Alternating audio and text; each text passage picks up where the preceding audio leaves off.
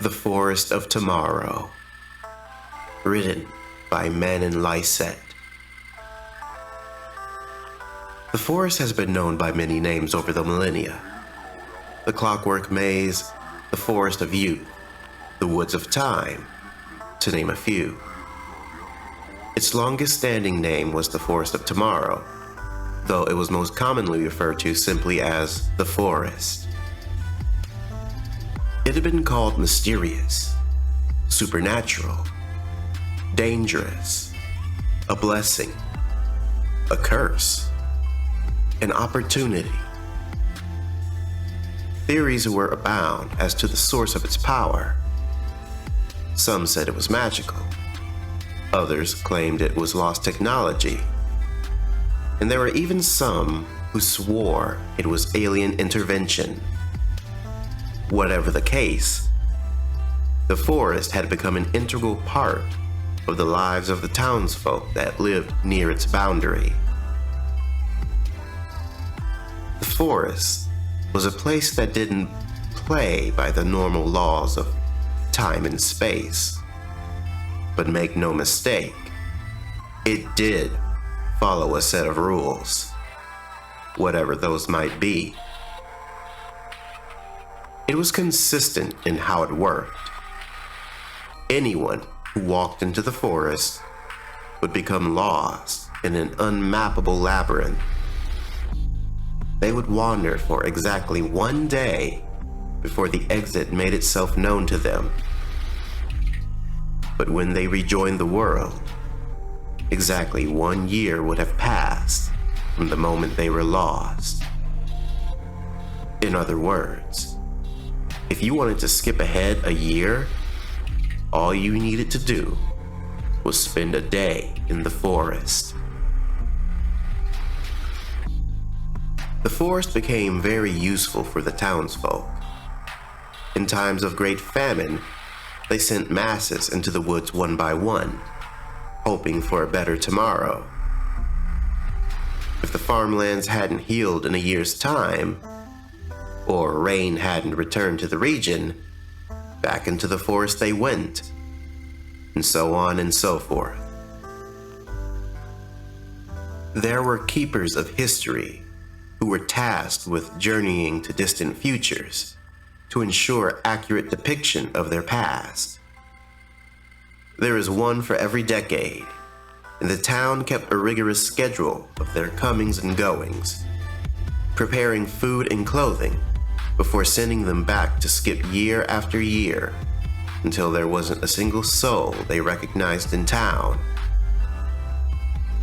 They would skip centuries 1 year day at a time to ensure history was preserved. There were also dying townsfolk who would use the forest to help them see their children reach milestones. What's 5 days in the forest if you can walk your daughter down the aisle? What's 2 nights sleeping in a bed of leaves if you can meet and hold your grandchild? The Forest of Tomorrow was a beacon of hope. Then there were the people who used the forest for less noble goals. There was a story once of a man who'd skipped ahead 200 years just to enjoy an aged drink. Teenagers sometimes ran in when grounded, just to smarmily tell their parents they'd technically done their time. Lovers would also test their devotion, promising one another they would wait for the other's return. In one went, while the other waited outside. A year would pass, and the person would return to find either their relationship wasn't so strong after all, or was well and truly worth committing to. It was usually the former. Criminals would weave in and out until so much time had passed, their crimes were long forgotten. But the Forest of Tomorrow didn't care how it was used. It didn't think, it didn't judge. It simply was.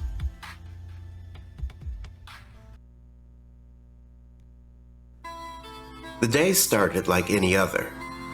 so much so that Darcy had almost let herself forget it was the day. But as soon as she glanced at her calendar, the knot in her throat made itself known. Every square was marked with checked off to-do items. And then there was today.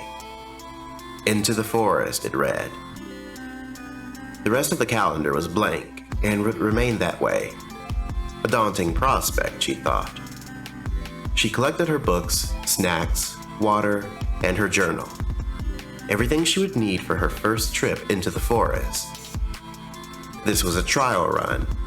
If everything went well upon her return, she'd be accepted into the academy and would spend the next 5 years getting formally trained as the new keeper of history. If it went poorly, well, someone else would get the job. The last trainee's handwriting skills had proven too poor, so Darcy had practiced her penmanship and drawing skills to try and get an edge on the competition. But there was oral history too, and she knew her oratory skills weren't the best. Would the academy accept a keeper of history with a stutter? And she'd find out tomorrow. Or rather, next year, if we're being technical. She attentively listened to their instructions and speeches, taking thorough notes to ensure she wouldn't forget. Everything they told her, she'd need to recite accurately tomorrow. There would be no second chance. A good keeper of history needed to be able to absorb and regurgitate information as accurately as a book, but also give context and a more human touch. They were both academics, and, to future generations, interesting artifacts from the past. Kind of like if zoo animals could do advanced trigonometry.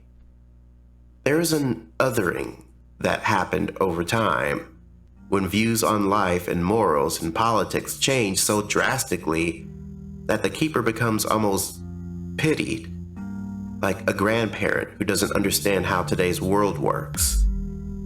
A good keeper recognizes when this happens and knows how to change to a more objective, clinical voice.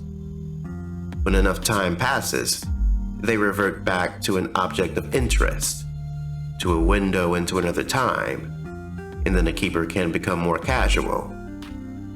How and when to do this were things Darcy hoped to learn at the academy. "Are you ready?" the professor asked.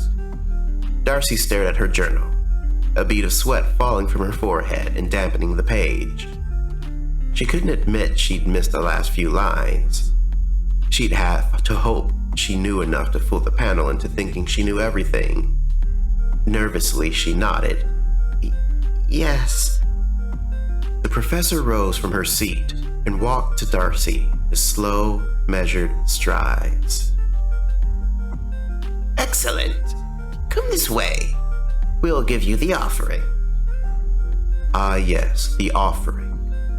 It was a superstition turned ceremonial over time, where those who traversed the forest of tomorrow left a trinket behind at the only landmark in the ever-changing labyrinth, a stone altar. No one ever talked about what walking through the forest was like. It was considered a private, almost sacred affair. The only thing that wasn't a secret was the knowledge of the existence of this altar.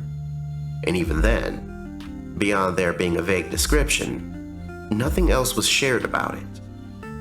Darcy had never even seen so much as a drawing of it. In any case, the professor led Darcy to a table with her choice of offerings: a jade tiger, a crow pendant, a lunar wind chime, a rubber ducky, and a pocket watch. "Whichever calls to you," said the professor. She was afraid the professor would say that. With so many unknowns, it would have been nice to have one less thing to worry about.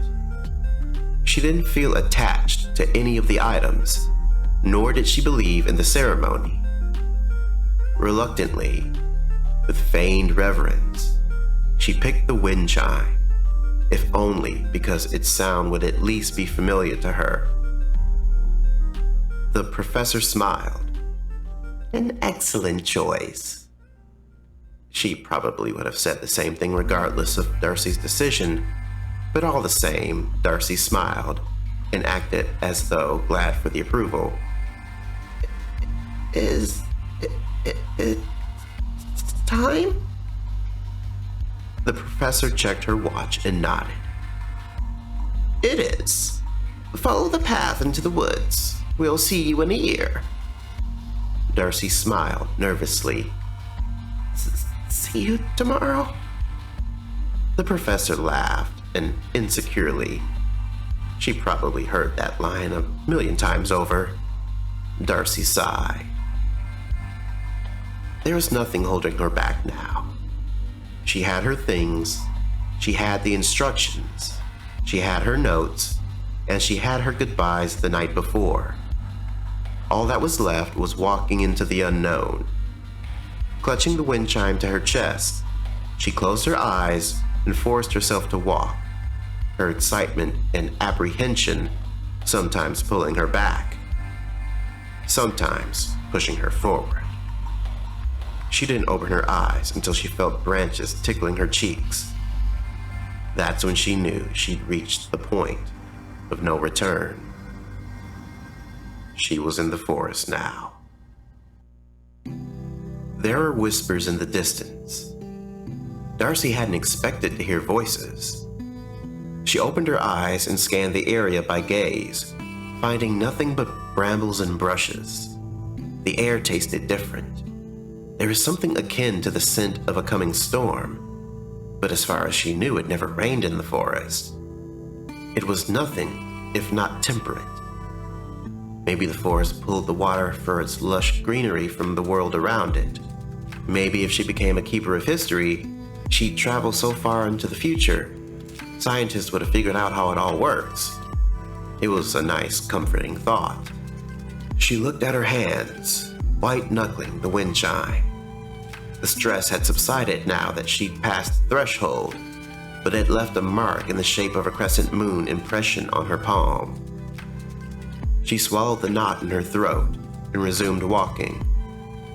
There was no beaten path in the forest of tomorrow, but there were spaces where brushes were sparser and grass was shorter, almost as though the forest had made it for her. Like water, she followed the path of least resistance, assuming that's how it was supposed to work. As she walked, she practiced reciting what the panel had told her that morning. Everything she could remember, she stuttered out. Where she failed, she consulted her notes. It passed the time. It decreased her anxiety. It gave her purpose and kept her mind off the claustrophobic forest. Where was the sun? Where was the sky? Every time her mind wandered from the speech, questions would come flooding in. The questions led to realizations, which led to more nervousness. The space made no sense. Branches hung from the sky, but she couldn't trace them back to any trunks. Were they branches or roots? Her innate sense of orientation, that feeling that tells you which way is up and which is down, jumbled like a compass unable to find north. Something about the forest played with her senses. She couldn't help but wonder whether she'd woken up that morning or if she was having another nightmare about the forest. Where were the branches coming from? Why weren't there any animals? Why could she still hear whispering in the distance? Clink, clink, clink, clink, clink, clink. The wind chime grounded Darcy's wandering mind. She stopped and took a deep breath to calm her nerves and slow the racing metronome her heart had become. Everything was fine. No one had ever been lost in the forest. Well, not beyond a day year. Everyone who entered, like clockwork, exited on time every time. She was safe, she told herself. She was fine. Everything was fine. All she had to do was walk and recite the speech. As the hours went by, the whispers still unsettled her. The little discrepancies also bothered her, like how the moss seemed to grow in whichever direction rather than north. But she continued to reassure herself and redirect her focus as best she could. The next time she felt fear was when the ground shook. It was sudden and violent, coming in like a shockwave from an unknown direction. It knocked her down and disoriented her further, sending pebbles in the air and branches to the ground. The trees seemed to shudder and the leaves rattled like pom-poms, making a sound not unlike a mocking snicker. She couldn't get up at first. It was like her nervous system had hijacked her body, forcing her to lay there like a limp noodle. But once the shock wore off, she slowly began feeling her extremities again, and eventually, she was able to push herself back to her feet. Darcy could feel warm blood trickling down her leg. She hadn't thought to bring a first aid kit. Of all the things to forget. Then again, no one had ever gotten seriously injured in the forest. She checked her leg and was glad to find the damage wasn't too bad. She sacrificed some of her water to clean the wound, then collected one of the falling branches to use as a walking stick. It hurt a lot more than she thought it should, but it wasn't swelling and it could hold her weight, so she didn't think it was broken. The absence of something is harder to notice than its presence. It took a few hours for Darcy to realize she couldn't hear the whispering anymore. She wasn't sure when it had stopped or why. Perhaps the deeper into the forest she went, the quieter it got. The hairs on her arm rose at attention. She shook the wind chime just to hear a sound. It had gotten so quiet. She'd done well to pick that particular trinket. When the altar came into the distant view, she almost pretended she couldn't see it, not wanting to part ways with the chime. This was her test, though, and she had to follow protocol no matter what. Feet crunching through fallen leaves, she pushed aside nearly bare branches and worked her way to the large stone altar. Upon closer inspection, it looked like it might have been a fountain once upon a time. There is a central pillar with an ornate design and an empty basin partially reclaimed by the forest. Was it a fountain, or was it a sundial? Maybe it was both, she wondered. Darcy didn't see any other offerings and pushed aside dry leaves in the basin in search of them, but found nothing but aged stone and cracks. With no placement protocol to follow, she used her walking stick to help her hook her wind chime from one of the ornate protrusions of the central pillar. When the wind picked up, she heard the soft sounds of the metal rods clinking against each other. Darcy spent a while at the altar, eating her snacks and resting for the second half of her walk. She noticed, as her eyes wandered from her landmark, that the thick forest was growing more barren. It was almost like a normal winter, but from the outside. The forest of tomorrow never lost its leaves, no matter how cold or dark it got. The only explanation she could come up with was that this was how people were supposed to find their way out. You go in surrounded by dense bush, you find your way out when the bush clears out. That had to be it, right? Once she was well rested, Darcy took off again, bidding the altar and her wind chime goodbye. She resumed her study and reciting work to keep her busy and ignored the nausea building in her stomach. It's just the nerves, she told herself. She was hours away from her entrance exam, hours away from making or breaking her life. If she couldn't become a keeper of history, what would she even do with herself? She'd spent her childhood learning everything she could. It couldn't be for nothing. She had to ace the exam. She had to get into the academy. She had to be absolutely perfect. A ray of light caught Darcy's attention. There it was, the exit. For the first time in a day, she could see a clearing up in the distance. She quickened her pace, knowing it was pointless because the forest would only release her exactly a day after she entered. But the excitement took over and she ran. Pain be damned. Nausea be damned. She was almost home. She would pass the test. She would get into the academy. She would become a keeper of history.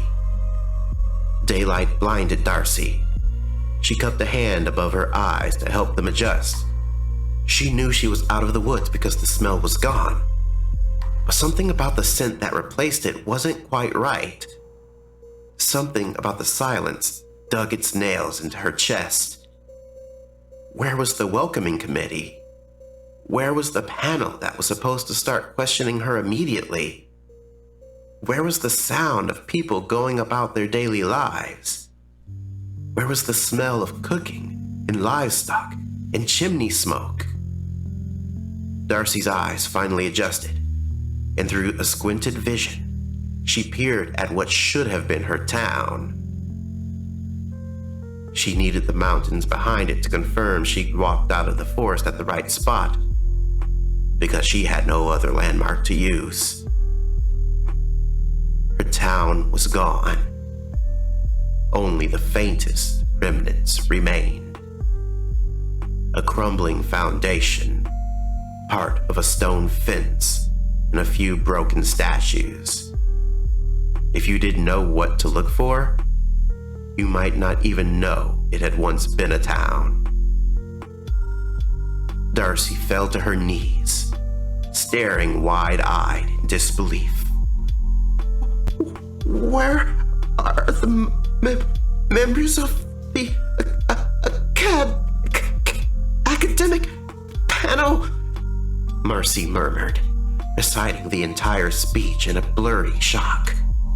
There was no one to hear it, no one to confirm she'd remembered every detail, no one to accept her into the academy. She felt a mix of confusion and misplaced outrage. Surely the panel was out there somewhere. Maybe the town had to move. Someone could have... No. Should have shown up and welcomed her home.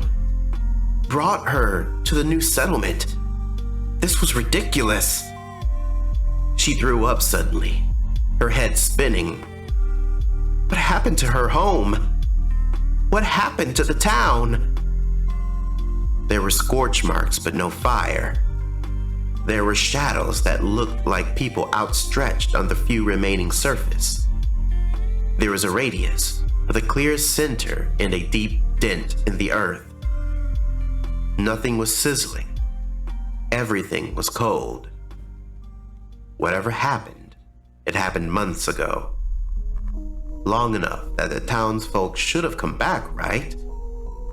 Darcy looked everywhere for a message, all while the nausea worsened. Sweat dampened her clothes. Panic formed a veil over rational thought. Where was everyone? Why hadn't anyone come back for her? There had to be a mistake. They wouldn't have left her behind. Maybe she... Darcy looked at her skin. It was burning red and blistering. She couldn't believe she hadn't noticed sooner. The pain started to trickle in slowly at first, but worsened with every passing minute. What do I do? What do I do? What do I do? She lifted her head to the forest. Maybe the villagers fled into the forest? They'd be back in a year. She could go in again and meet them in a year. The greenery was gone. The forest looked like a shell of itself. The once thick, lush lifeblood, the town was reduced to a dying mass of burnt and broken trees. Still, she ran into its protective arms, only to find the labyrinth wouldn't take her, wouldn't spare her from her fate. Night came, and Darcy sat against a tree, head in her hands, reciting her speech between sobs. The blisters were getting worse. Her skin felt like it was aflame. She couldn't keep food or water down, nor did she have much to spare. The forest has been known by many names over the millennia. The last name it was ever given was the Wasteland. It was a place so barren and irradiated that anyone who dared set foot within proximity of it would suffer a painful death, alone in a deathly, quiet hell.